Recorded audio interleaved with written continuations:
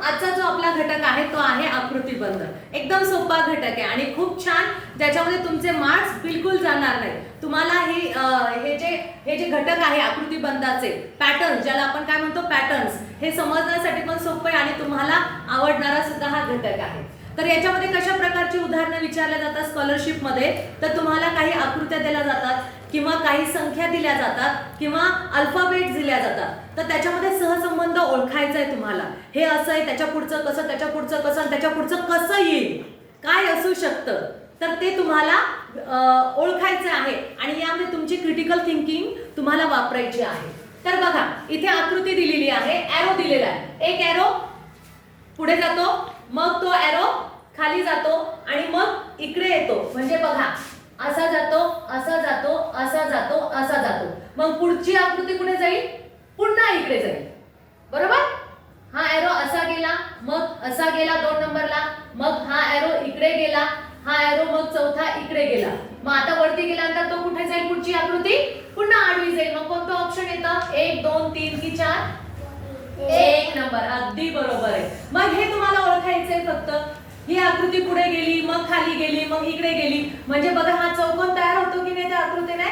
मग हे तुम्हाला समजून घ्यायचं की आता पुढची आकृती कोणती येऊ शकते. पुढचं उदाहरण बघा. आता इथे काय आहे 1, इथे काय आहे त्याच्या पुढची संख्या 4, मग 9, मग 16 आणि चौकोनामध्ये कोणती आहे. मग आता इथे तुम्हाला वेगवेगळा विचार करायचा. समसंख्या आहे, विषम संख्या आहे की नेमकं प्राइम नंबरचे आहे की काय नेमकं. ह्याच्यामध्ये फरक कितीचा आहे. एकामध्ये किती मिळवले म्हणजे 4 येतात 3, 4मध्ये 5 मिळवले म्हणजे 9 येतात. 9मध्ये 6, मग इथे 3 5, पुढची संख्या कोणची 7, 9 7 16. बरोबर आहे. आता बघा एकामध्ये 3 मिळवले 4 आले, 4मध्ये 5 मिळवले 9 आले, 9मध्ये 7 मिळवले 16 आले. म्हणजे कोणत्या संख्या घेतल्यात त्यांनी, मूळ संख्या, सॉरी विषम संख्या घेतल्यात. कोणत्या संख्या घेतल्या, विषम संख्या. मग 16मध्ये पुढची संख्या 9 असू शकते. मग आपण बघू 16मध्ये 9 मिळवले किती येतात, 25. 16मध्ये 9 मिळवले म्हणजे किती येतात, 25. 25 आहे का, ओके मिळाले 25 आपल्याला. किंवा दुसरी गोष्ट कशी होऊ शकते, 1 चा वर्ग 1 गुणिला 1, 1 गुणिला 1 बरोबर 1. पुढे आहे 2 गुणिला 2, 2 गुणिला 2 बरोबर 4. मग पुढे आहे 3, 3 गुणिला 3 बरोबर 9. मग 3च्या नंतर 4, 4 गुणिला 4 बरोबर 16. मग 4च्या पुढे कोणती संख्या येईल इथे, 5, 5 गुणिला 5 बरोबर 25. असे पण 25 आले आपले. आलं लक्षात. म्हणजे वेगवेगळ्या प्रकारे तुम्हाला ती संख्या काढता आली पाहिजे. त्या आपण काय केलं अगोदर, ज्या विषम संख्या आहेत त्या संख्या आपण पुढे मिळवत गेलो. एकामध्ये 3 मिळवले, मग 5 मिळवले, मग 7 मिळवले, मग 9 मिळवले, मग पुढे किती 11 मिळवले असते, मग पुढची संख्या मिळाली असती. किंवा काय केलं आपण 1 गुणिला 1, 2 गुणिला 2, 1 2 3 4 5 अशा संख्या त्याच्यातच मिळवायच्या, म्हणजे वर्ग काढायचे. मग ती संख्या आपल्याला मिळते.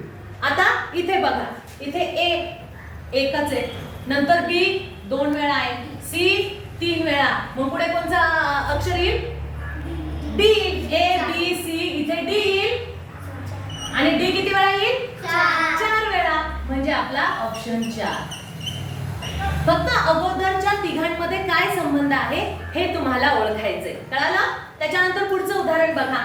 इथे आहे 24, इथे 6, 48, 12, 72. आता काय करणार, मग आपल्याला बघायचं समसंख्या. ओके, सगळ्या समसंख्या दिसतात. बरं, ह्याच्यामध्ये वर्ग आहेत का, वर्ग आहे का 24, नाही, म्हणजे इथं वर्गाचा पण संबंध येत नाही. बरं, ह्याच्यामध्ये काही फरक, 24 आणि 48, 72, मग तुम्हाला कसा फरक ओळखता येतील. आता इथे बघा हा 24, 48, 72 कोणत्या पाढ्यामध्ये वाटतात, 12च्या.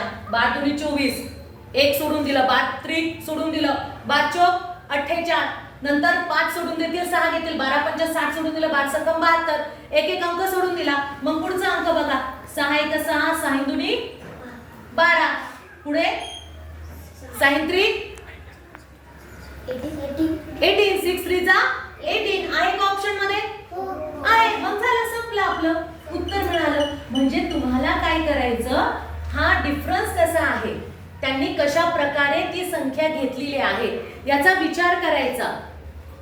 त्याच्यामध्ये वर्ग आहेत का, प्राईम नंबर आहेत का, किंवा तुमच्या समसंख्या आहेत का, ऑड नंबर आहे का, इव्हन नंबर आहेत, हे बघायचं. टप्पा कितीचा आहे, पाढ्यांमध्ये येते का ती संख्या. अशा वेगवेगळ्या पद्धतीने तुम्हाला त्या संख्या ओळखायच्या आणि प्रश्नचिन्हाच्या जागी कोणती संख्या येते ती तुम्हाला काढायची आहे. अशा प्रकारे आकृतीबंधावरती प्रश्न विचारले जातात, ते तुम्हाला लक्षात ठेवायचे. समजलं?